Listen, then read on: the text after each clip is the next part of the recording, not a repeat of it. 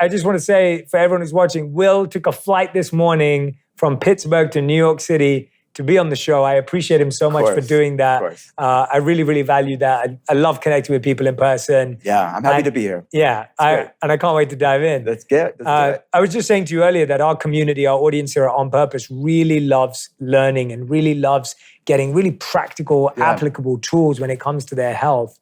I think one of the things that, by the way, I love the name of the new book, like Gut Feelings. I think the gut has often been so ignored in the conversation. Yeah. We often talk about, how do you feel up here? What's your head saying? Yeah. And then we feel about the heart versus the head. And I feel like the gut was forgotten for so long. Why is the gut so important in that conversation? And why should it not be ignored? You're right. And even, I think we've come a long way in the past 12 years since I've been in functional medicine. People growing awareness, but we're still scratching the surface. I realize I'm probably talking to more of the health nerds, and it's not the general population. So we have a far way to go. And our gut is a major part of our health, but you don't necessarily have to have extreme digestive symptoms to have underlying gut components to why you feel the way that you do. So your gut and brain are actually formed from the same fetal tissue. So when babies are growing in their mother's womb, they're formed from that same fetal tissue, and they're inextricably linked for the rest of our lives through what's known as the gut-brain axis, or the connection between the gut and the brain. 95% of serotonin, our happy neurotransmitter, it's made in the gut, stored in the gut. 50% of dopamine is made in the gut, stored in the gut. And if you think about it, the intestines kind of even resemble the brain.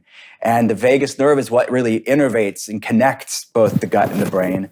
Researchers call the gut the second brain. We have to understand so much of what ails modern society, we have to understand gut health.